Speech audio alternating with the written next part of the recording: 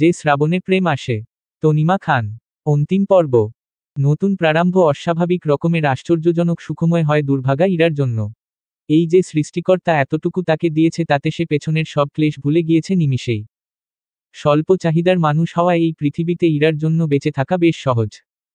স্বল্প চাহিদার মেয়েটি যখন চাহিদার ঊর্ধ্বে কিছু পেয়ে যায় তখন সেই অনুভূতি হয় অবর্ণনীয়। প্রভাতের শুরুটা ছিল কারোর আদরমাখা স্পর্শের সাথে।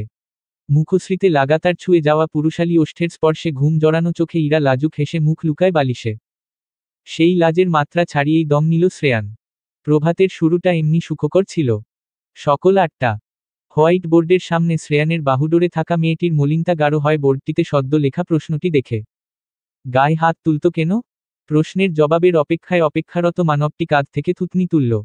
বিগত জীবনের সব কথা নির্দ্বিধায় জানালেও এখানে খানিক আটকে গেল কেন? মেয়েটির মুখপানে তাকালে বড্ড উদাসীনতা নজরবন্দি হয়।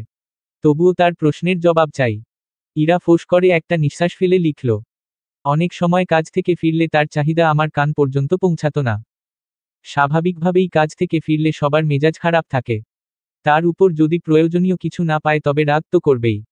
এছাড়াও আমি অজান্তে তার প্রয়োজনীয় অনেক কিছু ফেলে দিতাম কিংবা হারিয়ে ফেলতাম, তার জন্যও মাঝেমধ্যে গায়ে হাত তুলত। আর শেষের 1 বছর হয়তো একটু বেশি অসহ্য হয়ে গিয়েছিলাম আমি, তাই বিনা কারণেই হুটহাট হাত তুলত। শ্রেয়ানের চোয়াল শক্ত হয়ে আসলো ইরার কথায়। কত বড় পশু হলে দৈহিক প্রতিবন্ধকতা সম্পন্ন স্ত্রীর গায়ে হাত তুলে ইরা বাঁধন থেকে ছোটাতে চায় নিজেকে। আর এই বিষয়ে কথা বলতে ইচ্ছে হয় না তার। এখন খুব করে চায় এগুলো ভুলে নতুন করে পাওয়া সবকিছু আগলে রাখতে। তবে শক্ত সেই বাহুডোর থেকে ছাড়া পাওয়া মুশকিল। ইরা ছলছলে নয়নে তাকায় শ্রেয়ানের মুখপানে। শ্রেয়ান মৃদু হেসে মেয়েটির ললাটে ঠোঁট ছুঁয়ে দিল। সহসা ইরার ভরে ওঠা চোখের কার্নিশ থেকে নোনাজল গড়িয়ে পড়ল। শক্ত করে জড়িয়ে ধরে মানুষটাকে।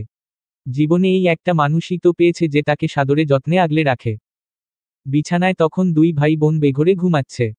সেদিকে তাকিয়ে স্মিত হাসল শ্রেয়ান আর ইরা, তাদের দুটো সুখ পাখি।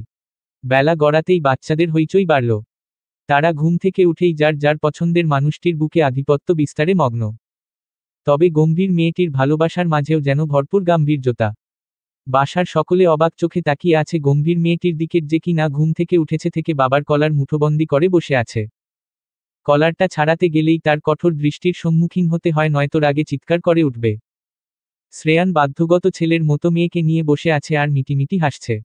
সুমনা আর সুস্মিতা হেসে বলল, ভাইয়া বাজেভাবে ফেঁসে গিয়েছে মামুনি। মেয়েকে খাওয়াতে থাকা শ্রেয়ান খানিক অসহায়ত্ব নিয়ে মা বোনের দিকে তাকায়। খাচ্ছে তবুও কলার ছাড়ছে না। সে হতাশার সুরে বলে, আজ সুন্দরী পাপার জান বলে পার পেয়ে গেল। সুমনা আর সুস্মিতা ফিক করে হেসে উঠল। ছেলের আদর খেতে খেতে ইরা অবুঝ নয়নে দেখে তাদের হাসি। বরাবরের মতো ইরার আঁচলের এক অংশ শ্রবণের হাতের মুঠোয়। সুমনা মাঝেমধ্যে অবাক হয় অবুঝ 2 বাচ্চা কিভাবে তাদের সুখ বন্টন করে নিল। সুস্মিতা 10টার দিকেই শ্বশুর বাড়িতে চলে গিয়েছে। 12টা নাগাদ ছেলে মেয়েদের গোসল করিয়ে খাইয়ে ঘুম পাড়িয়ে দেয়া এক ধুরন্ধর শ্রেয়ান। কাঁধে শুয়ে থাকা বাচ্চা মেয়েটির হাতের মুঠো থেকে নিজের কলারটা ছেড়ে যেতেই শ্রেয়ান ফোঁস করে নিঃশ্বাস ফেলল। পা টিপে টিপে মেয়েকে দোলনায় শুইয়ে দিয়ে সে প্রফুল্ল হেসে ঘর থেকে বের হয়। বসার ঘর পর্যন্ত যেতেই মায়ের দেখা পেল শ্রেয়ান। সে দেয়ালে হেলান দিয়ে শুধায়, মামুনি আমার টুকি টাকি রমা কোথায় জানো? শ্রেয়ানের প্রশ্নে সুমনা বিরক্তি নিয়ে তাকালো। বলল, কি অদ্ভুত সম্বোধন শ্রেয়ান। এটা আমার ব্যক্তিগত সম্বোধন মামুনি, তুমি নাক ছিটাতে পারো না। শ্রেয়ান গম্ভীর গলায় বলল। সুমনা মুখ ঝামটা মেরে বলল, আচ্ছা কিন্তু তোর বউ যখন এই সম্বোধনে রেগে যাবে তখন বুঝিস। সে কখনো আমার উপর রাগে না মামুনি। সে লক্ষ্মী একটা মেয়ে, তাকে যদি তুমি মারও দাও তবুও সে টু শব্দটি করবে না। শ্রেয়ানের দাম্ভিকতায় পরিপূর্ণ কণ্ঠে সুমনার গতিরোধ হল। ফুলদানি হাতে সে স্নেহের চোখে তাকায় ছেলের পানে। এবার বুঝি ছেলেটার কপালে একটু সুখের দেখা মিলল? সে মিহি স্বরে শুধায়, সে কি আসলেই অনেক লক্ষ্মী? বুকে হাত গুজে দাঁড়িয়ে থাকা শ্রেয়ান প্রগাঢ় হেসে মাথা নাড়ল। বলল, আসলেই লক্ষ্মী মামুনি। পৃথিবীর সকল ভালোবাসা পাওয়ার যোগ্যতা রাখে সে। তাকে কখনো ভালোবাসা থেকে বঞ্চিত করো না। মায়ের মতো ভালোবাসা দিও। আর মাঝেমধ্যে শাশুড়িদের মতো একটু খোঁচা দিতে পারো, যে তোমার ছেলেকে কি দিয়ে সে বশ করল। এই বলে, কিন্তু এর বেশি কিছু করবে না। কিন্তু আমার টুকিটাকির মা চুপচাপ বলে সবাই তাকে কষ্ট দিতে পারে না। ওরে বাদর ছেলে, তোকে জন্ম দিয়েছি আমি, বড় করেছি, আর উনি এসেছে বউয়ের তরফদার করতে। কুটনি শাশুড়ি হব আমি। কি করবি তুই কর। সুমনা তেতে উঠল। শ্রেয়ান ফিক করে হেসে উঠে বলল, কিছু করব না মামুনি। শুধু তোমাকে চটাস চটাস করে দুটো চুমু খাবো। কারণ আমার বউ বকা খেয়ে তো আমার বুকেই মুখ লুকিয়ে কাঁদবে। তুমি বকা দিও যত ইচ্ছা তত। আর আমি তার কান্না থামানোর জন্য তৈরি থাকব। সুমনার কণ্ঠে নম্রতা আসে। বিগত বাজে অভিজ্ঞতা স্মরণ করে বলল, অত্যাচারী শাশুড়ি হওয়ার হলে তখনই হতাম যখন খারাপ বউ ছিল। তখন যখন করিনি এখনো করব না। মায়ের মলিন মুখটি দেখে শ্রেয়ান অসন্তোষের কণ্ঠে বলল, আহা রাগ করো না মামুনি। আমি তো মজা করছিলাম। তো আমি কখন বললাম তুই রাগ দেখাচ্ছিস? বাজে কথা বন্ধ কর এখন। ইরামের চুল ঘাড় ছুঁয়ে গিয়েছে। ঘেমে যায় আর সারাদিন শুধু মাথা চুলকায়। ওর চুল কাটাতে হবে। সুমনা ব্যস্ত কণ্ঠে বলল, সেটা তুমি আগে বলবে না? গোসল করানোর আগে কাটিয়ে আনতাম। শ্রেয়ান কপাল কুঁচকে বলল, বুড়ি হয়েছি এত কিছু মনে থাকে আমার? তোদের খেয়াল রাখা উচিত না? ইরা কোথায়? রান্না হয়েছে কখনো, এখনো রান্নাঘরে কি করে? আমি দেখছি। হ্যাঁ দেখ। গিয়ে বল তাড়াতাড়ি গোসল করতে। সারাদিন শুধু খুঁটিনাটি কাজ করতেই থাকে। চুপচাপ বসতে পারে না মেয়েটা। কাজের মানুষেরা চুপচাপ বসতে পারে না মামুনি। শ্রেয়ান স্মিত হেসে বলল, পা বাড়ায় রান্নাঘরের দিকে। রান্নাঘরে যেতেই তার কপাল কুঁচকে গেল। কিচেন কেবিনেটের উপর পা ঝুলিয়ে বসা মিলা আর ইরা বড় আমোদের সাথে চেরি খাচ্ছে। নারীটিকে শুধু শুধু সে নির্দয় বলে?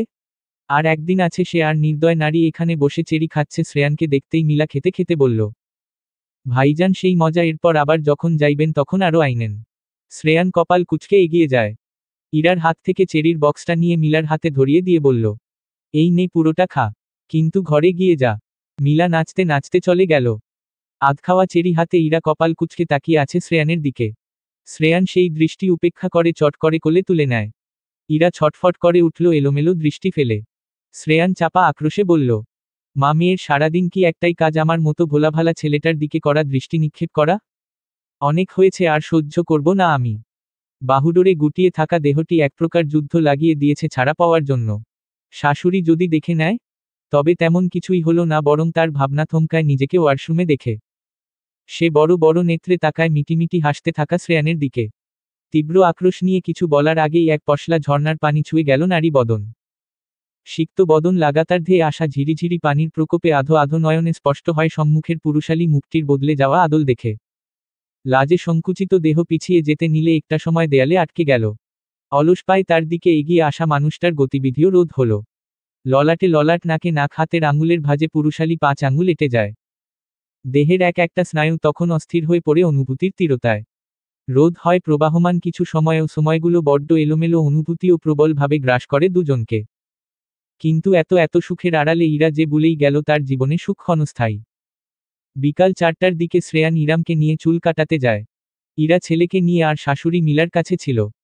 বলা বাহুল্য, শ্রেয়ান বিয়ের পরদিন থেকে ইরাকে তার পরিবারের ধারেকাছেও ঘেঁষতে দেয়নি, আর না দিয়েছে তাদের পরিবারকে ঘেঁষতে। বহুবার সখ্যতা বাড়ানোর প্রয়াসে সালমা ছুটে এসেছিল, কিন্তু কোন উপায় হয়নি।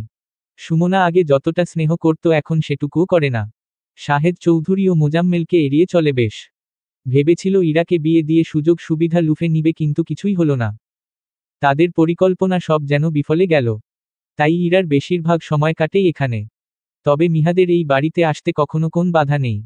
সে আসে, ইরাম আর শ্রবণের সাথে খেলে থাকে, সময় কাটায়। সবাই তাকে আদর করে।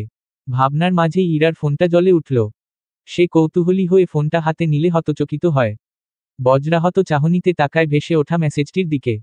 ঠিক এই ভয়টার জন্যই বিগত 1.5 মাস যাবৎ সে গুমরে গুমরে মরেছিল। তবে কি তার সুখের অন্ত এসে গেল? আমাকে না জানিয়ে সিম পরিবর্তন করেছ কোন সাহসে? আমি 1 মাস যাবৎ যোগাযোগ করার চেষ্টা করছি, কিন্তু আমার মেয়ে কেমন আছে ইরা? ওকে আমি 1 মাস যাবৎ দেখতে পারছি না। আর না তুমি টাকা চেয়েছ? সিম পরিবর্তন করার কারণ কি? তুমি কি কোন পরিকল্পনা করছো নাকি? নাকি নতুন নাগর জুটিয়েছ? এখন আমার মেয়েকে আমার থেকে দূরে করতে চাইছো? খবরদার ইরা, আমার মেয়েকে নিয়ে কোন প্রকার ছেলেখেলা করার চেষ্টা করে থাকো তবে আমি তোমার বেঁচে থাকা মুশকিল করে দেব। শুনেছি তুমি ঢাকাতে। আমি ঢাকায় এসেছি দেখা করব। বিয়ের সিদ্ধান্তটা ইরার জন্য একরোখা একটা সিদ্ধান্ত ছিল। ওই বাচ্চাটির দুধের আহাজারির কাছে তার মাতৃত্ব ফুটবল হয়ে পড়ে। তাই কোন দিক চিন্তা না করেই সে এত বড় সিদ্ধান্ত নেয়। কিন্তু ইরামের বাবা? ইরামের বাবা যদি এখন ইরামকে তার থেকে নিয়ে যায়? কম্পিত হাতটি অস্বাভাবিকভাবে কাঁপতে শুরু করল। কাঁপনের তীব্রতা এতটাই যে হাত থেকে ফোনটাও পড়ে যায়। সুমনা ইরা চকিতে ঘাড় ঘুরিয়ে তাকায় ইরার বিবর্ণ মুখটির দিকে। সুমনা ইরার কাঁধে হাত রেখে শুধায়, কি হলো ইরা? এমন করছিস কেন? শাশুড়ির ছোঁয়া পেতেই ইরা টলটল দৃষ্টি তুলে তাকায়। সহসা তার চোখ মুখ ঠিকরে ভয়ের কান্না বেরিয়ে আসে। ঝাঁপিয়ে পড়ে শাশুড়ির বুকে অস্ফুট স্বরে জানায় অন্তঃস্থলে দানা বাঁধা ভয়ের কথা। বিগত আধা ঘন্টা যাবৎ শ্রেয়ান সেলুনে বসে আছে, কিন্তু কোনোভাবেই সেলুনের স্টাফরা ইরামকে ছুতে পারছে না। ছুলেই সে গগনবিদারী চিৎকার করে ওঠে। অতঃপর শ্রেয়ান নিরুপায় ছুটে যায় পার্লারে। সেখানে অন্তত মেয়েদের যদি চুল ছুতে দেয় তার মেয়ে। সেখানে গিয়ে একটা উপায় হলো ইরাম চুল ছুতে দিলেও তার কোল থেকে নামতে নারাজ। ফলস্বরূপ মেয়েকে কোলে নিয়ে শ্রেয়ানের বসতে হয়েছে, আর পার্লারের মেয়েটা ইরামের চুল কেটেছে। চুল কেটে শ্রেয়ান আর ইরাম শপিং সেন্টারে ঘুরছিল কিছু কেনাকাটার জন্য।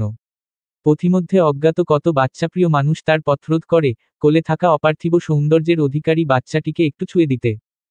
তেমনি হঠাৎ এক অজ্ঞাত পুরুষ শ্রেয়ানের পথ আটকে দাঁড়ায়। শ্রেয়ান গতিরোধ করে, কোট প্যান্ট পরা পরিপাটি যুগের সাথে তাল মিলিয়ে চলা আধুনিকতার রেশ স্পষ্ট। লোকটি কেমন অদ্ভুত ক্রুব্ধ দৃষ্টিতে তাকিয়ে আছে তার দিকে। শ্রেয়ান সৌজন্য হেসে শুধায়, আমি কি আপনাকে চিনি? আপনি পথ আটকালেন কেন? লোকটি জবাব দেয় না। স্থির দৃষ্টিতে ইরামের দিকে তাকিয়ে আছে সে। শ্রেয়ানের কপাল কুঁচকে যায় মেয়ের দিকে ওভাবে তাকাতে দেখে। বিষয়টা খুব একটা পছন্দ হলো না তার। সে মেয়ের মাথা কাঁধে চেপে পুনরায় শুধায়, এক্সকিউজ মি। লোকটি চোখ রাখে শ্রেয়ানের দিকে। কেমন অধিকারবোধের সাথে কাট কাট কণ্ঠে জিজ্ঞাসা করে, আপনার কোলে থাকা বাচ্চাটি আপনার কে হয়? শ্রেয়ানের কপাল কুঁচকে গেলেও স্বাভাবিকভাবেই বলল, আমার মেয়ে, আমার কোলে তো আমার মেয়েই। কিন্তু হঠাৎ করেই তার মুখশ্রী থেকে স্বাভাবিকতা মিলিয়ে যায়। যখন ব্যগ্র কণ্ঠে সম্মুখের লোকটি দাঁতে দাঁত চেপে বলল, আমার মেয়ে, আপনার কোলে থাকা মেয়েটি আমার মেয়ে ইরাম শেখ। খবরদার আমার মেয়েকে নিজের মেয়ে বলে পরিচয় দেবেন না। শ্রেয়ানের কাছে পৃথিবীর সবচেয়ে হাস্যকর জোক মনে হলেও শ্রেয়ান হাসতে পারল না। কারণ তার স্মৃতি থেকে বেরিয়েই গিয়েছে সে যাকে কথায় কথায় আমার মেয়ে বলে দাবি করে সে আদতে তার অংশ নয়। বিবর্ণ মুখশ্রী নিয়ে শ্রেয়ান নির্নিমেষ তাকিয়ে রইল। তার হাত কাঁপছে কেন? কেন হঠাৎ করেই তার পিতৃত্ব নামক খুঁটি নড়বড়ে ফুটবল হয়ে পড়ল? শুকনো ঢোক গিলে ঘন ঘন পলক ঝাপটায় শ্রেয়ান। কিতকাল বাদ শুধায়, আপনি ইরফান শেখ?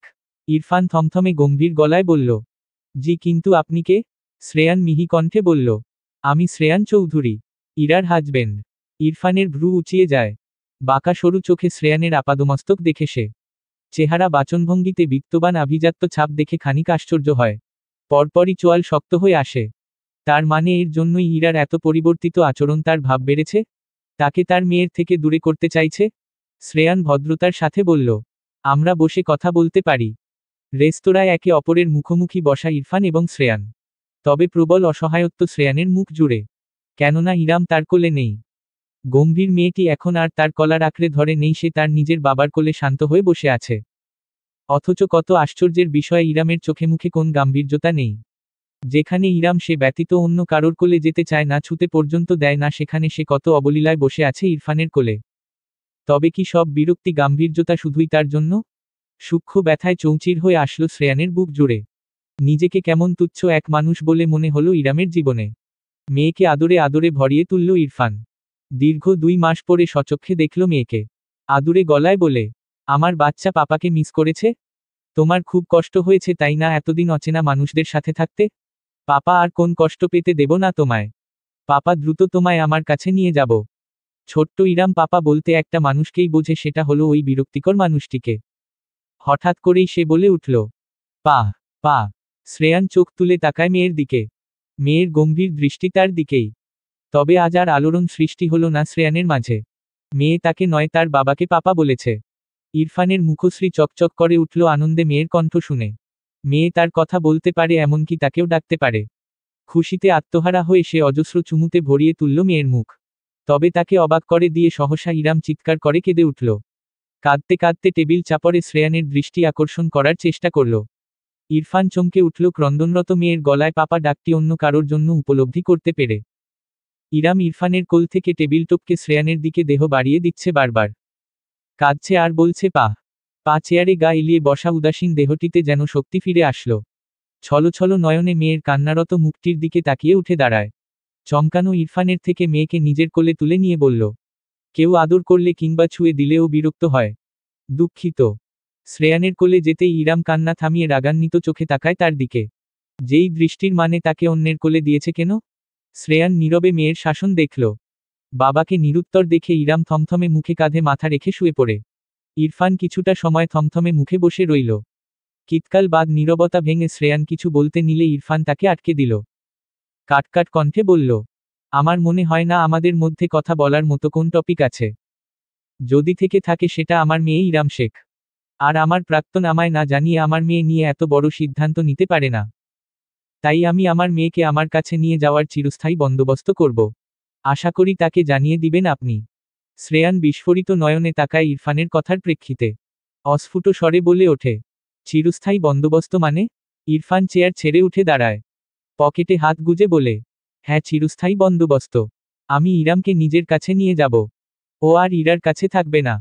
কারোর দ্বিতীয় সংসারে আমার মেয়ে রাখার প্রশ্নই আসে না, যেখানে তার বাবা জীবিত রয়েছে। শ্রেয়ানের মস্তিষ্ক শূন্য হয়ে পড়ল সদ্য সুখের দেখা মিলা সংসারটিকে শূন্য হতে দেখে। গমগমে স্বরে বলে, কারোর দ্বিতীয় সংসারে আপনি আপনার মেয়ে রাখবেন না, অথচ নিজের দ্বিতীয় সংসারে রাখবেন। মেয়েকে দ্বিতীয় সংসারে থাকতে দেবেন না, তবে মেয়ের মাকে ডিভোর্স কেন দিয়েছিলেন? আপনার মেয়ের জন্য আপনার এত ভালোবাসা তখন কোথায় ছিল, যখন রাতের অন্ধকারে তার বোবা বধির মায়ের সাথে তাকে বাসে তুলে দিয়েছিলেন? আজ যখন তারা একটু ভালো থাকতে শিখেছে তখন আপনার মনে হয়েছে আপনার মেয়ের কথা? আদতে আপনি বাবা নাকি সন্তানের সুখ না দেখতে পারা এক অমানুষ? রাগে হুঁশহারা শ্রেয়ান ক্ষিপ্ত কণ্ঠে বলল। ইরফান দাঁতে দাঁত চেপে বলল, আমার স্ত্রী আমার মেয়ে, আমি কি করব তাদের সাথে সেটা আমার ব্যাপার। কার সাথে আমি থাকবো কার সাথে নয় এটার কৈফিয়ত আমি আপনাকে দেব না। আমি শ্রেয়ান চৌধুরী। আপনি শুধু এতটুকু মাথায় রাখুন, আমি ইরামকে শীঘ্রই আমার কাছে নিয়ে যাব। আমি নিতে দেব না 8.5 মাসের একটা দুধের শিশুও। মায়ের দুধ খায়ও এখনো। আপনি ওকে নিয়ে যাওয়ার কথা কি করে বলতে পারেন? শ্রেয়ান চোয়াল শক্ত করে বলল। ইরফান ও পাল্টা তেজ নিয়ে বলল, যাদের মা থাকে না তারা কি বাঁচে না? দুনিয়াতে ফর্মুলা দুধ খেয়ে কত বাচ্চা বেঁচে আছে, আর ও আমার কাছে যতটা যত্নে থাকবে আর কারোর কাছে থাকবে না। আর আমি আপনাকে কৈফিয়তই বা দিচ্ছি কেন? আপনি কে? আমি ওর বায়োলজিক্যাল ফাদার। দিন শেষে ওর উপর সবচেয়ে বেশি আমার অধিকার। Biological father? এখন মনে পড়েছে আপনার এই কথা?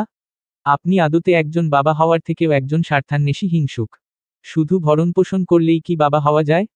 একটা সন্তানের বিকাশে যে সুস্থ সুন্দর পরিবেশ আর শক্ত ঢালের দরকার তা কি আপনি ওকে দিয়েছেন? নিজের সুখের জন্য ওর বোবা বধির মাকে ডিভোর্স দিয়েছেন।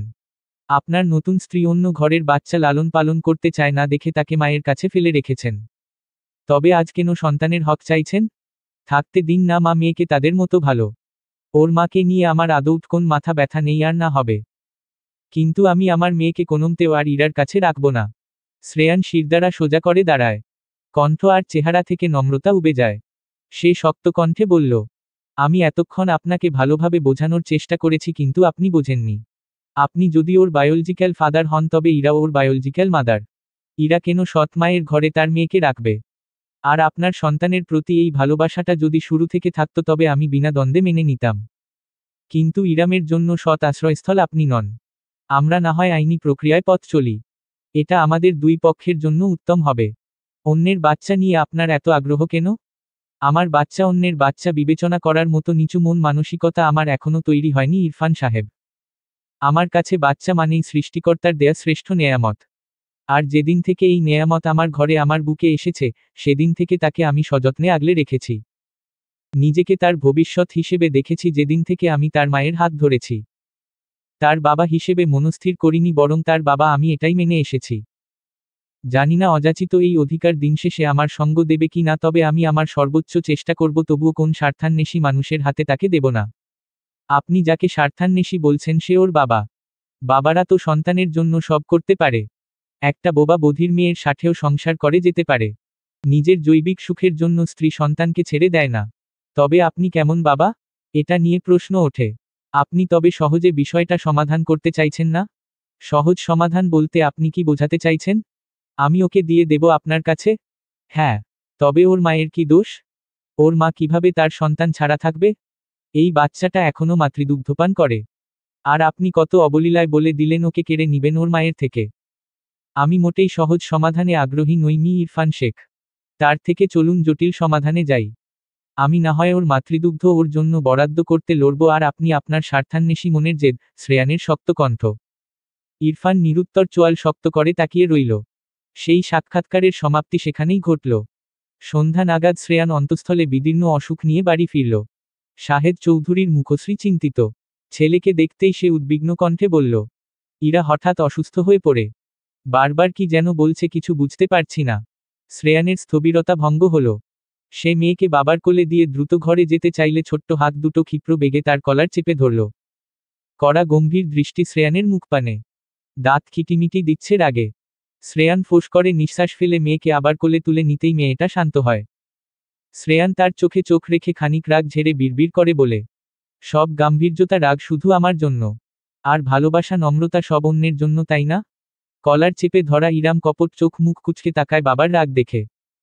শাহেদ চৌধুরী ডানে বামে মাথা নাড়ল বাবা মেয়ের পাল্টাপাল্টি সংঘর্ষ দেখে। কেউ কারোর থেকে কম নয়। মর্মন্ত্রণা উদ্গ্রীবতা নিয়ে নিজের ঘরে ঢুকতেই বিছানায় বসা উন্মাদপ্রায় নারীটি দৃষ্টি আকর্ষণ করে শ্রেয়ানের। ক্রন্দনরত ইরা মেয়েকে দেখতেই দৌড়ে আসে বিছানা থেকে নেমে। শ্রেয়ানের কোল থেকে তাকে নিয়ে নেয়। বুকে চেপে ধরে অজস্র চুমুতে ভরিয়ে তুলল। কাঁদতে কাঁদতে অস্ফুট স্বরে শ্রেয়ানকে কত কিছু বলছে। শ্রেয়ান যেন বুঝে নেয় স্ত্রীর ভয়।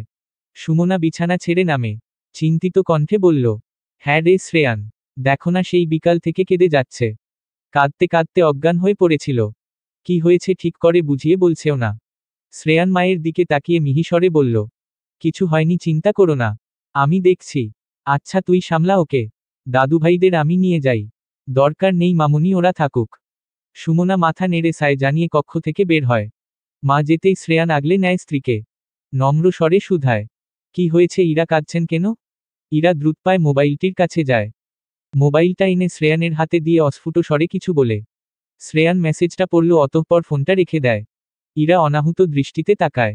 শ্রেয়ান মৃদু হেসে ইরার দুই গাল আঁকড়ে ধরে চোখের পানি মুছিয়ে দিয়ে শব্দ আর ইশারা ইঙ্গিতে বলল, দিন শেষে ইরাম আমাদের মাঝে আপনার বুকে এভাবেই থাকবেট। এটা আমারও আদা। এত ভয়ের কিছু নেই ইরা। ইরা শান্ত হতে পারে না, ছুটে যায় হোয়াইট বোর্ডের কাছে। মার্কার দিয়ে বোর্ডে শব্দ করে দেখিয়ে শ্রেয়ানকে মাথা ঝাঁকিয়ে ঝাঁকিয়ে ইশারা করে বলে এখানে লিখতে। শ্রেয়ান এগিয়ে গিয়ে বোর্ডে একই কথা লিখল। ইরা অশ্রুসিক্ত নয়নে তাকিয়ে লিখল, ওয়াদা। শ্রেয়ান মৃদু হেসে লিখল, ওয়াদা। ইরা আবার লিখল, আমার এইটুকু সম্বল ছাড়া নিজের বলতে আর কিছু নেই। এইটুকু কেড়ে নিলে আমার মরণ ছাড়া উপায় নেই। শ্রেয়ান নির্নিমেষ তাকিয়ে থাকে ইরার দিকে। এই মাত্র কদিনের সংস্পর্শে সে ইরামকে ছাড়া এক মুহূর্তও কল্পনা করতে পারে না, সেখানে ইরা নিজের অংশ ছাড়া কিভাবে থাকবে? সদ্যই না সুখের মুখ দেখল তারা। তবে ফের কেন? কম কি দুঃখ ছিল মেয়েটার জীবনে? বসার ঘরে জরুরি বৈঠকে পরিবারের সদস্য সহ সুস্মিতা আর সুস্মিতার হাজবেন্ডও রয়েছে। শাহেদ চৌধুরী নীরবতা ভেঙে বললেন, কি করতে চাও? আইনি পদক্ষেপ গ্রহণ করবে? সে ইরামের বায়োলজিক্যাল ফাদার। দায়িত্ব পালনেও কখনো কার্পণ্য করেনি। তার দিকটা কতটা ভারী ভেবেছ? শ্রেয়ান মাথা তুলে তাকায়। বলে, বায়োলজিক্যাল ফাদার দায়িত্ব এগুলো হলেই কি বাবা হওয়া যায়? দূরে বসে অন্য স্ত্রী নিয়ে সুখে সংসার করবে আর বোবা মায়ের কাছে সন্তান রেখে লালন পালন করে শ্রেষ্ঠ বাবা হয়ে যাবে? ইরা যে ইরামের জন্মদাত্রী, ওনার কোন অধিকার নেই মেয়ের ওপর? আমি লড়ব ইরার হয়ে। ভাইয়া ঠিক বলছে পাপা। ইরাম আমাদের কাছে ভালো আছে। আর ওইরকম বাবার কাছে ইরাম যে খুব ভালো থাকবে তার গ্যারান্টি কি? সুস্মিতা উৎকণ্ঠা নিয়ে বলল। শাহেদ চৌধুরী গম্ভীর গলায় বলল, ঠিক আছে তবে তাই হোক। ইরফান হাসপাতাল থেকে রিপোর্ট নিয়ে হোটেলে ফিরতেই 26-27 বছরের একজন নারী বেরিয়ে আসলো দ্রুত কদমে। নিহার ইরফানের বিমর্ষ মুখটি উপেক্ষা করে ক্রুদ্ধ কণ্ঠে শুধায়, আমি কি শুনছি ইরফান? তুমি নাকি ইরামকে আইনিভাবে নিজের কাছে নিয়ে আসছো? ইরফান সোফায় বসতে বসতে গম্ভীর গলায় জবাব দেয়, হ্যাঁ। কিন্তু কেন? নিহার চোয়াল শক্ত করে শুধায়। ইরফান জ্বলন্ত চোখে তাকায়। বলে, কেন মানে? ইরাম আমার মেয়ে, ও আমার কাছে থাকবে, এটাই স্বাভাবিক। কিন্তু বিয়ের আগে তোমার সাথে আমার কথা হয়েছে। ইরামকে আমি দেখাশোনা করতে পারবো না। তুমি এখনো এই কথা বলছো? ডাক্তার কি বলেছে শোননি? তোমার প্রেগন্যান্সিতে কমপ্লিকেশন রয়েছে। বাই এনি চান্স তুমি যদি গর্ভধারণ না করতে পারো তবে আমি কি সারাজীবন সন্তানহীন থাকব? No way. আমার পরীর মতো মেয়ে থাকতে আমি সন্তানহীন থাকব কেন? ইরাম আমাদের সাথে থাকবে, তুমি ওর দেখাশোনা করতে বাধ্য। ইরফানের কঠোর কণ্ঠে নিহার ক্ষিপ্ত কণ্ঠে বলল, ডাক্তার বলেছে কমপ্লিকেশন রয়েছে, কোনোদিন বাচ্চা হবেই না, এটা তো বলেনি ইরফান। আমি অন্যের বাচ্চা লালন পালন করব কেন? আমার জব রয়েছে। তোমার যদি মেয়ের প্রতি এতই ভালোবাসা তবে তুমি তার মাকে ডিভোর্স দিলে কেন? আমি একটা অবিবাহিত মেয়ে হয়ে ডিভোর্সি বাচ্চাওয়ালা লোককে বিয়ে করেছি কি এই কারণে? আমি এটা কখনো মানব না ইরফান। তুমি মানতে বাধ্য। যদি সংসার করতে চাও তবে ইরামকে সাথে নিয়ে করতে হবে। তুমি সবকিছু জেনেই আমায় বিয়ে করেছ। কিন্তু তুমি তখন আমায় কথা দিয়েছিলে ইরাম আমাদের সাথে থাকবে না। নিহার চিৎকার করে উঠল। ইরফান রেগে একটা চড় বসিয়ে দেয় নিহারের গালে।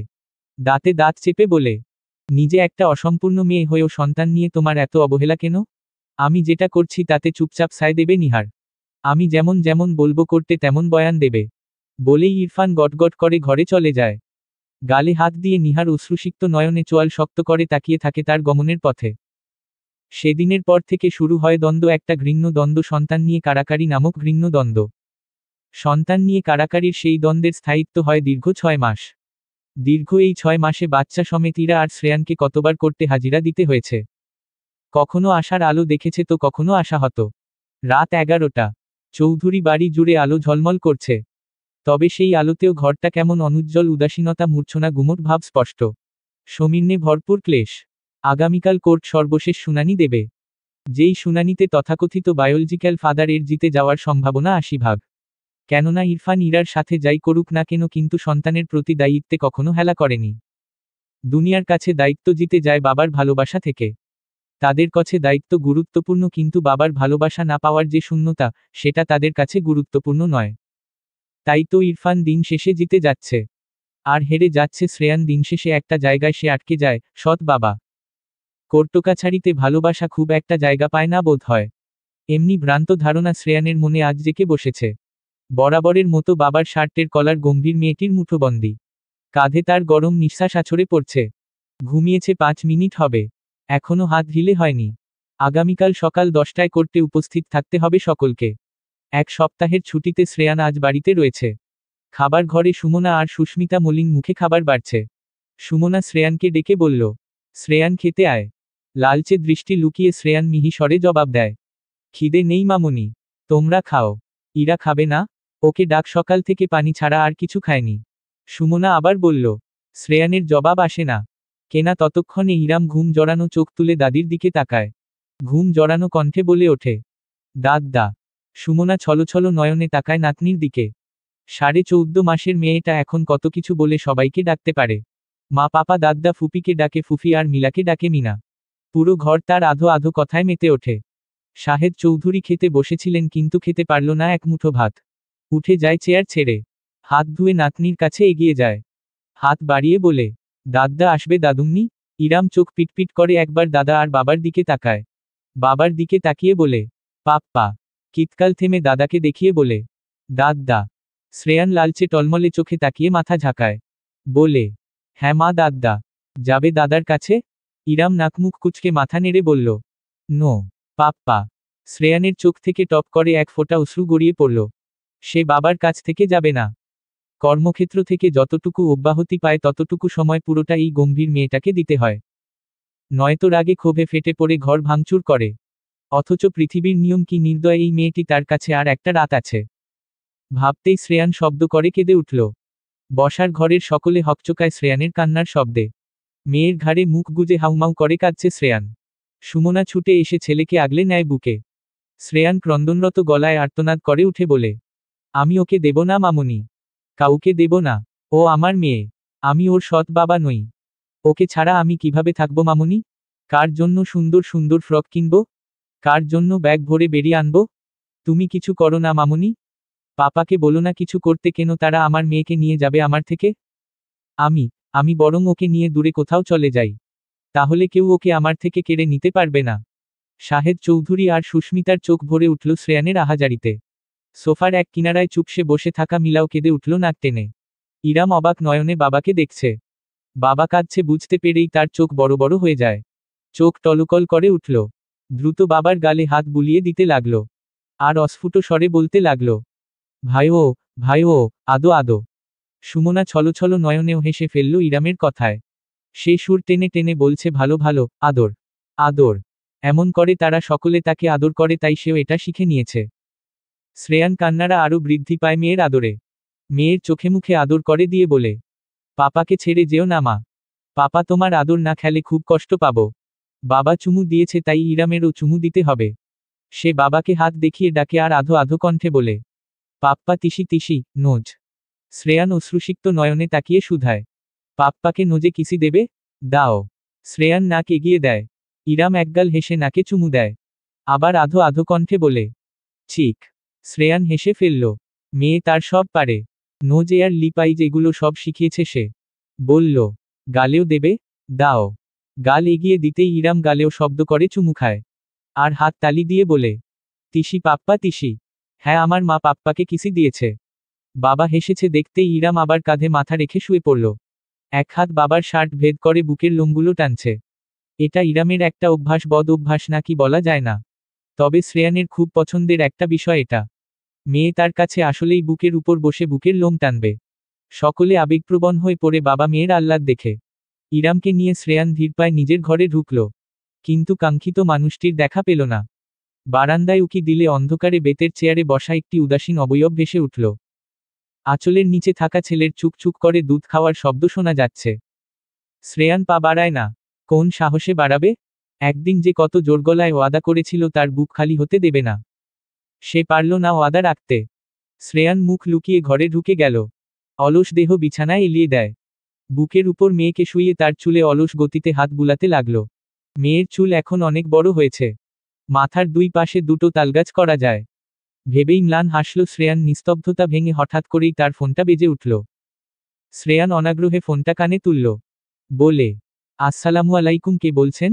ওয়ালাইকুমুসসালাম, আমি নিহার বলছি। নিহার এই নামটিকে এই 6 মাসে শ্রেয়ান চিনে গিয়েছে। অনাগ্রহে দাঁতে দাঁত চেপে বলে, জি বলুন। ইরামকে লালন পালন করার মতো সময় আর ইচ্ছা আমার নেই। আমি জব করি, আমার পর্যাপ্ত সময় নেই একটা বাচ্চার দেখাশোনা করা। আমার মনে হয় ইরাম আপনার কাছে অনেক যত্নে আর সুখেই আছে। একটা বাচ্চার অযত্ন হোক এটা আমি চাই না। আপনি যদি ইরামকে চিরদিনের জন্য নিজের কাছে রাখতে চান তবে আমি আপনাকে সাহায্য করতে পারি। মৃতপ্রায় আত্মা যেন হঠাৎই প্রাণ ফিরে পেল। শ্রেয়ান চকিতে উঠে বসতে নিলেই ঘুমন্ত মেয়ে চোখ মুখ কুঁচকে ঘুম জড়ানো কণ্ঠে বলে ওঠে, পাপ্পা। শ্রেয়ান হড়বড়িয়ে বলে, সরি মা সরি। তুমি ঘুমাও। ইরাম আবার ঘুমিয়ে পড়ে। সেই অন্ধকার রাতটা যেন শ্রেয়ানের কাছে প্রজ্বলিত দীপশিখার ন্যায় জ্বলজ্বল করে উঠল নতুন আশার আলোয়। পরদিন সুপ্রভাতটি হয় রৌদ্রোজ্জ্বল। চারিদিকে কেমন খুশির আভাস। কোর্টে উপস্থিত দুই পক্ষের এক পক্ষের মাঝে পূর্বাভাস ছাড়াই আছড়ে পড়ল দুঃসংবাদের লহরী। আইনজীবী যখন কোর্টে নিহারের প্রেগনেন্সি কমপ্লিকেশনের রিপোর্ট আর নিহারের কিছু বক্তব্য সাবমিট করল তখন ইরফানের মুখশ্রী বিবর্ণ হয়ে পড়ে। এতদিন নিহারকে ডিভোর্সের ভয় দেখিয়ে কোর্টে বয়ান দিতে বাধ্য করেছিল সে। নিজের বক্তব্যে নিহার জানায় সে ওই বাচ্চার লালন পালনের দায়িত্ব স্বেচ্ছায় নেয়নি, তাকে জোর করা হয়েছে। আর সে নিতে চায় না বাচ্চাটির দায়িত্ব। এটাও জানায় ইরফান শুরুতে ইরামকে নিজের কাছে নিতে চায়নি। কিন্তু যখন জেনেছে তার গর্ভধারণে সমস্যা রয়েছে তখনই ইরামকে নিজের কাছে আনার সিদ্ধান্ত নেয়। সেই বয়ানে পুরো কেসের গতিবিধি পাল্টে গেল। একটা মিরাকেলের মতো কোর্টের নির্দেশে ইরাম চিরদিনের মতো শ্রেয়ানের হয়ে গেল। মাসে একবার ইরফান দেখা করতে পারবে ইরামের সাথে, চাইলে কিছু সময়ও কাটাতে পারবে। পিতৃত্বের স্থান থেকে মেয়ের জন্য ভালোবেসে কিছু দিতে চাইলে সেটাও পারবে। কোর্টে থেকে বের হয়েই ইরফান রাগে ফেটে পড়ল। কষিয়ে এক চর বসিয়ে দিল নিহারের গালে। নিহার অগ্নি দৃষ্টিতে তাকায় বলে, তুমি কি আমায় রোজ রোজ ডিভোর্সের হুমকি দাও? আমি তোমায় ডিভোর্স দেব। আমার গায়ে হাত তোলার স্পর্ধা কি করে হয় তোমার? ইরফানের রাগ দমে যায় নিহারের হুমকিতে। তাকে কোন প্রকার কথা বলার সুযোগ না দিয়ে নিহার গটগট করে চলে যায়। ইরফান ভয়ার্ত দৃষ্টিতে তার পিছু নিল। দূর থেকে সেই দৃশ্য দেখে ইরা শ্রেয়ান বুক ভরা নিঃশ্বাস নিল। পুরো চৌধুরী বাড়িতে সুখ আছড়ে পড়ল। মেয়েকে সারা জীবনের জন্য নিজের করে পেয়ে শ্রেয়ান আবেগে কেঁদে ফেলল। আর নেই কোন সন্তান হারানোর ভয়। সুখ দীর্ঘস্থায়ী হল ইরার জীবনের প্রাপ্তির খাতাটিতে। ছেলেকে কোলে নিয়ে ইরা চোখ মুদে নেয় শ্রেয়ানের কান্নারত মুখটি। অন্যের সন্তানের জন্য মানুষটার এই কান্না, সুবিশাল এই পৃথিবীতে এমন একজন পুরুষের সান্নিধ্য সে পাবে এটা অকল্পনীয় ছিল। সেদিনের পর থেকে আর কোন কিছুর জন্য পিছু ফিরে তাকাতে হয়নি ইরা, শ্রেয়ান, শ্রবণ আর ইরামের পরিশিষ্ট। কখনো ব্যাঙ, কখনো ভূত, কখনো লক্ষ্মী টেরা তো কখনো গরু ছাগল, এত কিছুর অভিনয় করেও যখন পাশের গম্ভীর মুখটিতে হাসি ফোটাতে ব্যর্থ হল শ্রবণ, তখন সে ফোঁস করে বিরক্তি মিশ্রিত নিঃশ্বাস ফেলল। বেঞ্চে গা এলিয়ে দিয়ে শ্রবণ চিবিয়ে চিবিয়ে বলল, ইরিটেটিং। হাসতে কি টাকা লাগে মেরি বেহেন? নাকি হাসলে 10 তালা বিল্ডিংটা ধসে পড়বে? নাকি আপনার কিডনি খসে পড়বে? চোখ ধাঁধানো সৌন্দর্যের অধিকারী রোগা পাতলা একটি মেয়ে ঘাড় ঘুরিয়ে গম্ভীর দৃষ্টিতে তাকায় নিজের পাশে থাকা ক্লাস ফিলোর বেশে নিজের ছোট ভাইয়ের দিকে, যে কিনা হাত মুখ নেড়ে নেড়ে লাগাতার পোকর পোকর করে যাচ্ছে। সে গম্ভীর গলায় শাসিয়ে বলল, শ্রবণ, আমি জানি আমার নাম শ্রবণ চৌধুরী। বারবার মনে করিয়ে দেয়ার কি প্রয়োজন? শ্রবণ কাঁধ ঝাঁকিয়ে রিল্যাক্স মুডে বলল, ইরাম রাগান্বিত চোখে তাকায়।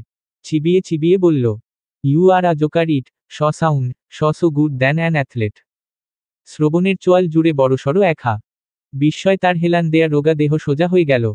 নিজের দিকে আঙুল তাক করে বিস্ময় নিয়ে শুধায়, কি বললে তুমি? আমি জোকার? আমি একজন ক্রীড়াবিদ, এটা শুনতে খারাপ লাগে? তুমি এটা বলতে পারলে? শ্রবণ একটু আধটু খেলাধুলা করে, প্রতিযোগিতায় অংশগ্রহণ করে, আর তাতেই সে নিজেকে অ্যাথলেট বলে দাবি করে। ইরাম গম্ভীর গলায় বলল, আমি সত্য বলতে কখনো পিছুপা হই না। ওরে আমার সাহসী মহিয়সী নারী, টিকটিকি দেখলে লাফিয়ে আমার কাঁধ জড়িয়ে থাকে কে? ভিতুর ডিম, আবার নিজেকে সাহসী বলতে চাইছ? হাসি পাচ্ছে আপনার কথা শুনে, হি হি হি। নানা আঙ্গিভঙ্গি করে বলেই শ্রবণ দাঁত কেলিয়ে হাসল।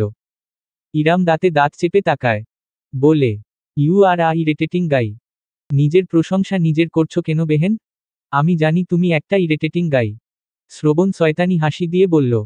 ইরাম রাগে চাপা স্বরে চেঁচিয়ে উঠল, শ্রবণ নন। আরে আমি জানি আমার নাম শ্রবণ। শ্রবণ বিরক্তি নিয়ে বলল, শ্রেয়াসী এন শ্রবণ, হোয়াট হ্যাপেন টু ইউ? মিসের জলদগম্ভীর আওয়াজ শুনতাই শ্রেয়াসী ওরফে ইরাম আর শ্রবণ সোজা হয়ে বসে যায়। ভীত চোখে তাকায় করা দৃষ্টিতে তাকিয়ে থাকা মিসের দিকে। মিস রাগান্বিত স্বরে বলল, তোমরা দুজন প্রতিটা ক্লাসে ঝগড়া করো। আমি আর নিতে পারছি না। Both of you just get out. Shravan চোখ বড় বড় করে তাকায় মিসের দিকে। তীব্র আক্রোশ নিয়ে বলে, ma'am I did nothing. She is the main culprit. Iram ক্রুব্ধ দৃষ্টিতে তাকায় ভাইয়ের দিকে। তেতে উঠে বলে, ma'am no, he is a liar. He is the main culprit. Just shut up, তোমরা বের হও। আর একটা কথা যদি বলতে হয় তবে আমি তোমাদের হেড টিচারের কাছে নিয়ে যাব। পরমুহূর্তে ইরাম এবং শ্রবণের জায়গা হয় ক্লাসের বাইরে। দেয়ালে পিঠ ঠেকিয়ে ইরাম রাগান্বিত দৃষ্টিতে তাকায় পাশে দেয়ালে ঠেস দিয়ে দাঁড়িয়ে থাকা ভাইয়ের দিকে। শ্রবণ ঘাড় কাত করে বোনের দিকে তাকিয়ে ঠোঁট ছড়িয়ে হাসল। মুখ বিকৃত করে বলল, আপা, আপনার এই রাগান্বিত মুখ দেখতে দেখতে আমার জীবন ছেঁড়া জুতো হয়ে গিয়েছে। এখন একটু হাসুন। অঙ্গ খসে পড়ে যাবে না আইসোয়ার। ইরাম নিরুত্তর দেয়ালে পিঠ ঠেকিয়ে চোখ বন্ধ করে বসে রইল। 7 বছর 7 মাসের ইরাম এবং 7 বছর 3 মাসের শ্রবণ বর্তমানে ইংলিশ মিডিয়াম স্কুলের সেকেন্ড স্ট্যান্ডার্ডে পড়ে। কাগজপত্রে শ্রেয়াসী চৌধুরী নামের মেয়েটির ডাকনাম ইরাম। তবে স্কুলে সবাই তাকে শ্রেয়াসী নামেই চেনে। কিন্তু সবার সাথে ইরামের সুসম্পর্ক বজায় থাকলেও ভাইয়ের সাথে তার আদায় কাজকলায় সম্পর্ক। শ্রবণের কাজ ইরামকে বিরক্ত করা, আর ইরামের কাজ শ্রবণের কাজে বিরক্ত হওয়া। Little bit hungry. শ্রবণের বলহীন কণ্ঠে ইরাম চট করে চোখ খুলল। কোনো প্রকার প্রতিক্রিয়া না দেখিয়ে সে ক্লাসের সামনে গিয়ে দাঁড়ায়। বিনীত অনুরোধ করে ম্যামকে বলে, তার স্কুল ব্যাগটা থেকে টিফিন বক্স নেয়ার অনুমতি দিতে। ম্যাম অনুমতি দিলে সে টিফিন বক্সটা নিয়ে আসে। পুনরায় আগের জায়গায় বসে মিটিমিটি হাসতে থাকা ভাইয়ের হাতে টিফিন বক্সটা ধরিয়ে দিয়ে গম্ভীর গলায় বলল, ইট। শ্রবণের গতরে হাড্ডি মাংস খুব একটা চোখে না পড়লেও ছেলেটা প্রচুর পেটুক। কিন্তু স্বাস্থ্য দেখলে কেউ বিশ্বাস করবে না। তার একটু পর পর খিদে পায়। আর এই খিদের সম্পূর্ণ খেয়াল ইরাম রাখে। শ্রবণ টিফিন বক্স হাতে নিয়ে কপাল কুঁচকে বলল, মাত্র 4 মাসের বয়সের ব্যবধানে কারণে তুমি যদি আমার থেকে আপা ডাক শুনতে পারো, তবে আমি তোমার থেকে বড় আপার মতো আচরণ আশা করতে পারি না? অবশ্যই পারি। খাইয়ে দাও বলছি, নয়তো পাপাকে বলেট দেবো। পাপার লাডলি কি করে বেড়ায় আমার সাথে। অসহ্য। বলেই ইরাম রাগে গোজগোজ করতে করতে টিফিন বক্সটা হাতে নেয়। চামচ সহ টিফিনে দেয়া চাউমিন ভাইয়ের মুখে তুলে দিতেই সে গপগপ করে খেয়ে ফেলল। একে একে পুরো বাটি শেষ করে তৃপ্তির ঢেকুর তুলল শ্রবণ। খেয়ে দিয়ে জিজ্ঞাসা করে, তুমি খাবে কি? সেটা তোমার চিন্তার বিষয় নয়। তোমার পেট ভরেছে না? এখন একটু উল্লুকের মতো আচরণ করা বন্ধ করো। উল্লুকের বড় বোন, বড় উল্লুক। শ্রবণ মুখ বাঁকিয়ে বলল। ইরাম তেতে উঠবে তার আগেই শ্রবণ তার মুখের সামনে একটা কিটক্যাট তুলে ধরল। সহসা ইরাম শান্ত হয়ে গেল। থমথমে মুখে ভাইয়ের থেকে এক প্রকার ছিনিয়ে নিল কিটক্যাটটা। শ্রবণ গা দুলিয়ে হাসল। কিটক্যাট বোনের অতিশয় প্রিয় একটা চকলেট। অদূরে ইন করা সাদা শার্ট আর কালো প্যান্ট পরে দাঁড়িয়ে থাকা শ্রেয়ান গাল ভরে হাসল ছেলে মেয়েদের দেখে। চোখে মুখে একজন দায়িত্ববান পরিপূর্ণ পিতৃত্বের সৌন্দর্য এবং বয়সের ছাপ স্পষ্ট, তবে কর্মস্বার্থের কারণে ফিটনেসের কোন খামতি নেই। ফ্লাইট থেকে নেমে সোজা এখানে এসেছে। এই দুজনকে না ছুঁয়ে দেখলে তার অন্তঃস্থলের উত্তপ্ততা অস্থিরতা কমে না। কপালের ঘাম মুছে কয়েক পা এগিয়ে যেতেই চকলেট খেতে থাকা ইরামের দৃষ্টি পড়ল তার দিকে। শ্রেয়ান হাসল। ইরাম বড় বড় নেত্রে দেখছে অনাকাঙ্ক্ষিত মুখটিকে, যেই মানুষটার জন্য সে সর্বদা ব্যাকুল হয়ে থাকে। আচমকাই ইরাম চকলেট ছুঁড়ে ফেলে দিয়ে পাপ্পা বলে চেঁচিয়ে উঠল। এক ছুটে গিয়ে লাফিয়ে পড়ল বাবার বুকে। হাঁটু গেড়ে বসা শ্রেয়ান আছড়ে পড়া দেহটিকে বুকে জড়িয়ে নিয়ে দাঁড়িয়ে গেল। মৃদু হেসে শুধায়, আমার মা কেমন আছে? তবে প্রশ্নের জবাব আসলো না। আলিঙ্গনটা নির্বেই কেটে গেল। কিতকাল বাদ নাক টানার শব্দকণে আসতেই শ্রেয়ান মেয়ের চুলের গোছায় চুমু দিয়ে আদুরে গলায় বলে, পাপা তো এসে গিয়েছি মা। কাঁদছ কেন? ইরাম নাক টানতে টানতে বলল, I missed you so much. Papa also missed you. এখন আর মিস করতে হবে না। পাপা অনেক দিনের জন্য তোমার সাথে থাকবো, পুরো 1 মাস। ইরাম চট করে কাঁধ থেকে মাথা তুলে তাকায় বাবার দিকে। চেহারায় খুশির ঝিলিক স্পষ্ট। প্রফুল্ল চিত্তে শুধায়, সত্যি? শ্রেয়ান মেয়ের কপালে চুমু দিয়ে বলল, 3 সত্যি মা। আই লাভ ইউ পাপ্পা। ইরাম বাবার গালে শব্দ করে চুমু খেয়ে হাসি মুখে বলল। শ্রেয়ান মেয়েকে নামিয়ে দিয়ে হাঁটু গেড়ে বসে তার চোখ মুছিয়ে দিয়ে বলল, আই লাভ ইউ টু। ততক্ষণে হেলতে দুলতে আসা শ্রবণ গতিরোধ করে বাবার সামনে। বাবার দিকে তাকিয়ে গম্ভীর পর্যবেক্ষকের মতো করে বলল, পাপা আমি বলি কি, চলো আমরা আপাকে নিয়ে ইন্ডিয়া যাই। স্টার জলসার অডিশন দেওয়াই। দেখবে একবারেই চান্স পেয়ে যাবে। তারপর আমরা রাতারাতি সেলিব্রিটি হয়ে যাব তার সাথে সাথে। কথাটা শেষ হতে না হতেই শ্রবণের কান মলে দিল শ্রেয়ান। বলে, পাজি ছেলে, পাপার সামনেও আপনার দুষ্টুমি কমে না? আপাকে জ্বালাতে খুব মজা? শ্রবণ এক গাল হেসে বলল, ওহ পাপা, ইটস হার্টিং। শ্রেয়ান ছেড়ে দেয়। হাত বাড়িয়ে ছেলেকে বুকে জড়িয়ে নেয়। মাথায় চুমু দিয়ে বলে, কেমন আছেন চ্যাম্প? পাপা এতদিন পর এসেছি, অথচ আপনার মাঝে একটু আগ্রহ নেই পাপার বুকে আসার। কারণ আমি তো তোমার বুকেই থাকি। আর যারা বুকে থাকে না তারাই তো কবুতরের মতো পাপা করে উড়তে উড়তে আসে। এই যেমন তোমার ন্যাকা মেয়ে। ইরাম দাঁতে দাঁত চেপে তাকায় ভাইয়ের দিকে। বাবার কাছে বিচার দিয়ে বলে, দেখেছ কি বলছে ও? শ্রেয়ান অতিষ্ঠ হয়ে ডানে বামে মাথা নেড়ে ছেলে মেয়েদের নিয়ে বেরিয়ে আসে। টিচারের অনুমতি নিয়ে তাদের বাড়িতে নিয়ে যাবে। গাড়িতে বসে শ্রেয়ান মেয়ের হাতে একটা হট ডগ তুলে দেয়। সে জানে মেয়ের টিফিন প্রতিদিন তার ছেলেই খায়। নিজেরটাও খায়, বোনেরটাও খায়, আবার কিনেও খায়। কিন্তু শ্রেয়ানের বুঝে আসে না এত খাবার যায় কোথায়। ছেলের দেহে তো হাড়ে মাংস খুব কম। সে ছেলের দিকে একটা ইলেকট্রোলাইট ড্রিঙ্কস এগিয়ে দিল। কিন্তু শ্রবণ অনাগ্রহ প্রকাশ করে বলল, এসব ইলেকট্রোলাইট ড্রিঙ্কে আমার কিছু হবে না। আমার শক্তিশালী ইলেকট্রোলাইট তো বাড়িতে। শ্রেয়ান হাসে। ছেলের এই শক্তিশালী ইলেকট্রোলাইট আর কেউ নয় বরং তার মা। বাড়িতে ঢুকতেই শ্রবণটাই খুলতে খুলতে ছুটে গেল রান্নাঘরে। কাঙ্ক্ষিত মানুষটিকে পেতেই বিলম্বহীন পেছনে থেকে 2 হাতে জড়িয়ে ধরে চোখ বুজল। তবে ছোট হাত দুটিতে বৃহৎ স্ফীত উদর আঁকড়ে ধরতে কষ্ট হল। নারীটির ঠোঁটের কোণে হাসি ফুটে উঠল। চোখে মুখে আভিজাত্য যত্নের ছাপ সুস্পষ্ট। মাতৃত্বের চমৎকার চোখ ধাঁধানো সেই সৌন্দর্য নিয়ে ইরা ঘাড় ঘুরিয়ে তাকায় ছেলের দিকে। তোয়ালেতে হাত মুছে ছেলেকে পেছনে থেকে সামনে টেনে নেয়। 2 হাতে জড়িয়ে ধরতেই শ্রবণের মাথা ঠেকল মায়ের স্ফীত উদরে। শ্রবণ সেখানে টোকা দিয়ে বলল, নক নক, তুমি কি শুনতে পাচ্ছ নাকি ঘুমাচ্ছ? ভাই স্কুল থেকে এসে গিয়েছি, এখন ওঠো। আজ তোমার বড় বোন কি করেছে জানো? একটাবার একটু হাসেনি। আমি কত কিছু করলাম তবুও হাসেনি। আগামী সপ্তাহে তুমি যখন এখান থেকে বেরিয়ে আসবে, তখন ইচ্ছা মতো বকে দিও। ঠিক আছে ভাই, তোমার অপেক্ষায় আছি। তোমার সাথে খেলবো। যেই মানুষটার কাছে আগে পুরো পৃথিবী নিস্তব্ধ ছিল, সেই মানুষটা আজ সব শুনতে পায়। চিকিৎসা প্রযুক্তির উন্নয়নের ফলে ইরা এখন সব শুনতে পায়। বিদেশে নিয়ে গিয়ে তার উন্নত চিকিৎসা করানো হয়। ককলিয়ার ইমপ্লান্ট নামক অস্ত্রোপচারের মাধ্যমে ইরার কানে একটি ইলেকট্রনিক যন্ত্র বসানো হয়, যার দ্বারা সে শুনতে পারে, কিন্তু এখনো পুরোপুরি স্পষ্টভাবে কথা বলতে পারে না। তার স্পিচ থেরাপি চলছে। একটু আধটু অনেক কথাই বলে সে ইদানিং। 9 মাসের গর্ভবতী ইরা শুনল ছেলের সব কথা। শুনে গা দুলিয়ে হাসল। দীর্ঘ 1 রজনী পার করার পর ইরা এবং শ্রেয়ানের মনে হলো এখন তাদের একটা অংশ আসলে খুব একটা খারাপ হয় না। তাই এই ছোট্ট আরেক সদস্যের আগমন ঘটছে চৌধুরী বাড়িতে। এর মধ্যে সুস্মিতা ও এক ছেলে সন্তানের মা হয়েছে। সে ছেলের মাথায় হাত বুলিয়ে দিয়ে কপালে একটা চুমু দিল। বহু কষ্টে উচ্চারণ করে বলল, পা নি। মায়ের আধা আধুরা কথার মানে শ্রবণ বোঝে। সে বলল, পানি খেয়েছি মাম্মা। তোমার মেয়েকে আজ একটু হাসাতে পারিনি। এমন কেন? বিরক্তিকর। শ্রবণ বিরক্ত হয়ে বলল। শ্রেয়ান লম্বা লম্বা পা ফেলে রান্নাঘরে ঢুকতেই দেহ শ্রান্ত হয়ে গেল তার। ঢিলেঢালা গোলাপি ফ্রক আর ঢিলেঢালা সেলোয়ারে আবৃত মেদযুক্ত দেহটি দেখে সে মুগ্ধ হয়।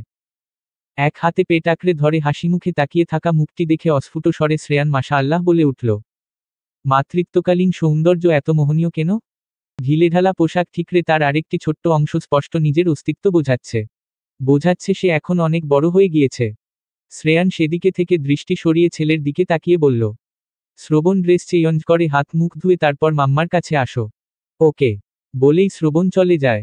শ্রেয়ান এগিয়ে যায় স্ত্রীর কাছে। রান্নাঘর তখন শূন্য। মৃদু হেসে দাঁড়ায় স্ত্রীর সন্নিকটে। ইরা প্রগাঢ় হাসল। শ্রেয়ান মৃদু হেসে আলগোছে মেয়েটির কপালের ঘাম মুছে দিয়ে ঢিলেঢালা হাত খোপাটা ভালো করে বেঁধে দিল। অতঃপর পরম যত্ন আর আহ্লাদে দুহাতের আজলায় মেদযুক্ত মুখটি নিয়ে কপালে দীর্ঘ সময় নিয়ে চুমু দিয়ে বলে, কারোর নজর না লাগুক আমার বিবিজানের উপর। মানুষটার এই ডাকটির উপর ইরা মন হারায়। একদা যার কথা শোনার জন্য সে তর্পাত, এখন তার কথা শুনে সে লজ্জা পায়। শ্রেয়ান স্ফীত উদর আঁকড়ে ধরে ডেকে ওঠে অনাগত সন্তানকে। এই যে পাপার পিচ্ছি যান, আপনি আর কত সময় নিবেন? অনেক বড় হয়েছেন, এখন বেরিয়ে আসুন। বাকিটা পাপা যত্ন করে বড় করে নেব। আমার যে আর তরস হয় না আপনাকে দেখতে। ইরা হেসে উঠল। শ্রেয়ানের চুলে হাত গলিয়ে দিতে লাগল। লোকটাকে দীর্ঘ 25 দিন পর দেখেছে সে। আগামী সপ্তাহে তার ডেলিভারির ডেট। এর জন্য 1 মাসের ছুটি নিয়ে এবার এসেছে শ্রেয়ান। সব ভালোবাসা বেবিকে দিয়ে দিচ্ছ? মেয়ের কণ্ঠে শ্রেয়ান হেসে ফেলল। হাঁটু গেড়ে বসা থেকে উঠে দাঁড়ায়। হাত বাড়িয়ে দেয় মেয়ের দিকে। ইরাম গম্ভীর থমথমে মুখে বাবার হাতটি ধরতেই মেয়েকে এক পাক ঘুরিয়ে নিজের সাথে জড়িয়ে নেয় শ্রেয়ান। বলে, পাপাদের ভালোবাসা কখনো ভাগ হয় না মা। সবার জন্য সমান ভালোবাসা থাকে। এসো বেবি, তার আপাকে মিস করছে। পাপাকে মাত্র বলল, আদর করে দাও। মিথ্যে কথা, বেবি তার ভাইয়াকে বেশি মিস করছে। পাপা বলো বলো, বেবি আমায় বেশি মিস করছে। টি শার্ট জোড়াতে জোড়াতে ছুটতে ছুটতে আসা শ্রবণ চেঁচিয়ে বলল। ইরাম রাগান্বিত দৃষ্টিতে তাকায় ভাইয়ের দিকে। গম্ভীর গলায় বলে, নো বেবি আমায় বেশি মিস করেছে। তোমার মতো গম্ভীর মেয়েকে বেবি কেন মিস করবে? বেবি আমায় মিস করবে। পাপ্পা। ইরাম চেঁচিয়ে উঠল। শ্রেয়ান আর ইরা হেসে উঠল তাদের মিষ্টি কলহ দেখে। দুজনে হাত বাড়িয়ে ছেলে মেয়েকে নিজেদের সাথে জড়িয়ে ধরে। শ্রেয়ান ইরাম আর শ্রবণকে অবাক করে দিয়ে ইরা অস্পষ্ট কণ্ঠে বলে উঠল, বে বি ছোবাইকে মি স করছে। শ্রেয়ান চমকে উঠল ইরার কণ্ঠে দীর্ঘ এক লাইন শুনে। ইরাম আর শ্রবণের চোখে মুখেও বিস্ময়। ইরা কখনোই এত দীর্ঘ লাইন উচ্চারণ করেনি আগে। ইরা অপ্রস্তুত লাজুক হাসল সকলের হতভম্ব দৃষ্টি দেখে। দরজায় দাঁড়ানো সুমনা আর শাহেদ প্রশান্তি ভরা হাসি হাসল পরিপূর্ণ সুখী পরিবারটি দেখে। বলল, সব ভালোবাসা রান্নাঘরে বসেই হবে নাকি বের হবেন? ইরা, বের হও, এই অবস্থায় আর রান্নাঘরে থাকার দরকার নেই। মেয়েটা বড্ড জেদি, কোন কথা শোনে না। শ্রেয়ান স্ত্রীর হাত ধরতে গিয়েও ধরল না, কেননা ছেলে মেয়ে মায়ের হাত দুটো আঁকড়ে ধরে ইতিমধ্যেই হাঁটা দিয়েছে। তার অবর্তমানে এই দুজনই মায়ের খেয়াল রাখে। 7 বছরের এই বাচ্চা দুটি রাতে না ঘুমিয়ে মায়ের ফুলে তসতসে হয়ে থাকা পা টিপে দেয়। তাই সব ক্ষেত্রে তাদেরকেই আগে রাখে। তবে ঘন্টা 2 পার হতেই চৌধুরী বাড়িতে হুলস্থুল কাণ্ড বেঁধে গেল যখন দেখল সময়ের আগেই ইরার ডায়ালেশন শুরু হয়। তবে ইরার মাঝে কোন ভয় দেখা গেল না। সে একদম শান্ত। উদ্বিগ্ন শ্রেয়ান স্ত্রীর এমন শান্তভাবে একটু স্বস্তির নিঃশ্বাস ফেলল। তারা হাসপাতালে পৌঁছায়। তবে কিছুটা সময় গড়াতেই ইরার লেবার পেইন বাড়তে লাগল। মায়ের অস্ফুট চিৎকারে ইরাম আর শ্রবণ কেমন মিয়ে গেল। তার চঞ্চলতা গায়েব হয়ে গিয়েছে। ইরাম দেখে তার দুষ্টু চঞ্চল ভাইয়ের মিয়ে যাওয়া। চুলের ভাঁজে হাত গলিয়ে আদর করে মিষ্টি হেসে বলল, চিন্তার কিছু নেই। আল্লাহ মাম্মাকে শীঘ্রই সুস্থ করে দেবে। শ্রবণ বিবর্ণ মুখ নিয়ে বোনের হাসি দেখল। যেই হাসির জন্য সে সারাদিন কত কিছুই না করে। এবং দীর্ঘ 6 ঘন্টা পর বাবা মায়ের কোল আলো করে একটি কন্যা সন্তান জন্মগ্রহণ করে। তোয়ালে হাতে বসা শ্রেয়ানকে ডাক দিলে শ্রেয়ান ছুটে যায়। একজন নার্স বাচ্চাটিকে তার কোলে এগিয়ে দিয়ে বলল, মেয়ে হয়েছে, অভিনন্দন। শ্রেয়ান উদ্বিগ্ন কণ্ঠে শুধায়, আমার স্ত্রী? সেও সুস্থ আছে, একটু ফুটবল আছে। 6টার দিকে তাকে নর্মাল কেবিনে দেয়া হবে। আচ্ছা ধন্যবাদ। বলেই শ্রেয়ান হাস্যোজ্জ্বল দৃষ্টিতে তাকায় লালচে আবরণে আবৃত ছোট্ট ছোট্ট হাত পায়ের ঠিক যেন হাতে গড়া এক পাপেট। সে ছলছল নয়নে আলহামদুলিল্লাহ বলে উঠল। শাহেদ চৌধুরী, সুমনা আর সুস্মিতা ঝাঁপিয়ে পড়ল বাচ্চাটির উপর। শাহেদ চৌধুরী ছেলেকে বলল, দাদুভাইয়ের কানে আজান দাও। শ্রেয়ান মৃদু হেসে মেয়ের কপালে ঠোঁট ছুঁয়ে দিয়ে মেয়ের কানে আজান দিল। অতঃপর ছেলে মেয়ের দিকে দৃষ্টিপাত করে। যারা চুপটি করে অদূরে দাঁড়িয়ে আছে। সে এগিয়ে যায়। তোয়ালেতে মোড়ানো মেয়েকে গিয়ে হাঁটু গেড়ে তাদের সামনে বসে এবং মেয়েকে এগিয়ে দেয় তাদের দিকে। ইরাম আর শ্রবণ পিটপিট করে সরু নয়নে অবলোকন করে বোনকে। শ্রেয়ান ছলছল নয়নে তাদের দিকে তাকিয়ে বলল, বনুকে নাও। ও হলো একমাত্র তোমাদের দায়িত্ব, ওর ভালো মন্দ সব তোমরা দেখবে। পাপাকে কথা দাও, দেখবে কখনো কোন ক্ষতি হতে দেবে না। সব সময় আগলে রাখবে। শ্রবণ আর ইরাম স্মিত হেসে বলল, সব সময় আগলে রাখব, কখনো কোন ক্ষতি হতে দেব না। এই তো আমার সাহসী বাচ্চারা, নাও এখন বনুকে আদর করে ওয়েলকাম জানাও। তারা সানন্দে বোনকে কোলে তুলে আদর করল। দীর্ঘ চিকিৎসা পদ্ধতির কারণে লাগাতার হাসপাতালে আসা ইরফান আর নিহারের গতিরোধ হলো সেই দৃশ্য দেখে। ইরফানের ভেতর থেকে এক চাপা যন্ত্রণাদায়ক নিঃশ্বাস বেরিয়ে আসে। বুকের ভেতর কেমন সূক্ষ্ম ব্যথা হয়। সৃষ্টিকর্তা আজও তার ঘরে কোন নেয়ামত পাঠায়নি। অথচ জৈবিক সুখের কারণে একদিন যাদের নিজের থেকে দূরে করে দিয়েছিল তারা আজ কতটা সুখী। বোনকে দেখতে দেখতেই ইরামের চোখ পড়ে ইরফানের দিকে। শ্রেয়ানের দৃষ্টি আকর্ষণ করল তারা। শ্রেয়ান সদ্য জন্মানো মেয়ে আর ইরামকে নিয়ে এগিয়ে গেল। ইরামকে বলল, পাপাকে সালাম দাও মা। ইরামের ছোট্ট এই পৃথিবীতে অদ্ভুত এক বিষয় হলো তার দুজন বাবা। এর এক্সপ্লেনেশন কখনো বাবা মা দেয়নি। আর না সে চেয়েছে। হয়তো সময় হলে একদিন নিজেই বুঝে যাবে। ইরফানের সাথে নিয়মিত যোগাযোগ হয় ইরামের। বাবার ভালোবাসায় পরিপূর্ণ ইরাম। কোন দিক থেকে খামতি নেই। বাবার কথায় ইরাম পুতুলের মতো করে বলল, আসসালামু আলাইকুম পাপা। ইরফান হাঁটু গেড়ে বসল। মৃদু হেসে মেয়েকে বুকে জড়িয়ে নেয়। জিজ্ঞাসা করে, আমার মা কেমন আছে? ইরাম কাঁধ ঝাঁকিয়ে বলল, ভালো আছি। বনু এসেছে এখন আরো বেশি ভালো আছি। ইরফান ম্লান হাসল। শ্রেয়ান মেয়েকে ইরফানের দিকে বাড়িয়ে দিয়ে বলল, আমার মেয়ে শ্রেয়া চৌধুরী।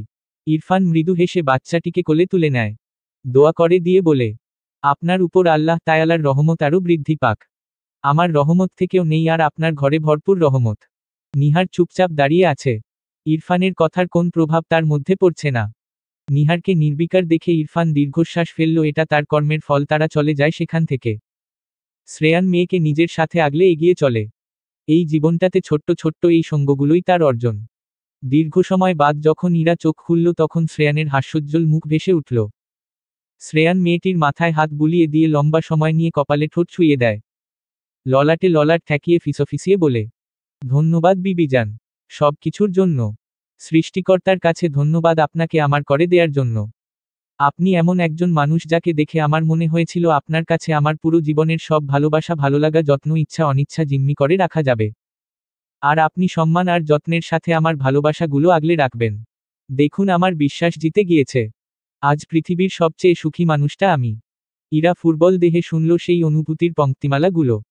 ততক্ষণে দরজা খুলে শ্রবণ বোনকে কোলে নিয়ে এক প্রকার ছুটতে ছুটতে আসলো। তার পিছু পিছু শাহেদ চৌধুরী, সুমনা, সুস্মিতা, মোজাম্মেল আর ইরামও আসলো। শ্রবণ শ্রেয়াকে দেখিয়ে তীব্র আক্রোশ নিয়ে বলল, পাপা মাম্মা দেখো দেখো আমার দিকে কিভাবে তাকাচ্ছে। জন্মানোর সাথে সাথে আমার দিকে কড়া চোখে তাকাচ্ছে। ঠিক তোমার বড় মেয়ের মতো। এ তো আরেকটা গম্ভীর পুতুল। এত এত রাগ সামলাতে গিয়ে তো আমি চিকন হয়ে যাব। এই মেয়ে এতগুলো মাস তোমার সাথে মিষ্টি মিষ্টি গল্প করেছি এই কারণে? জন্মানোর সাথে সাথে বোনের মতো আমার দিকে কড়া চোখে তাকাচ্ছ? কেন হাসতে পারলে না? হাসলে কি তোমাদের দু বোনের অঙ্গ খসে পড়বে? ইয়া আল্লাহ, দুটো গম্ভীর বোন দিয়ে আমি কি করব? কে খেলবে আমার সাথে? আল্লাহ বাঁচাও আমায়। শ্রবণ আহাজারি করতে লাগল। উপস্থিত সকলে হো হো করে হেসে উঠল। শ্রেয়ান আর ইরা মুগ্ধ চোখে নিজেদের অংশদের দেখে। সমাপ্তি বলতে কি বুঝি আমরা? ভালোবাসা, সংসার, মাতৃত্ব, পিতৃত্বের কোন সমাপ্তি হয় নাকি? হয় না তো। এগুলো তো এভাবেই সব দুঃখ ঝড় ঝাপটা পরীক্ষা উত্তীর্ণ করে সুখের দ্বারপ্রান্তে পৌঁছায়। আজ ইরা আর শ্রেয়ানও জীবনের সকল ঝড়ঝাপটা ক্লেশ পরীক্ষা উত্তীর্ণ করে সুখের দ্বারপ্রান্তে পৌঁছেছে। যেখানে নেই কোন অপ্রাপ্তি, শুধু সুখ আর সুখ। সমাপ্ত।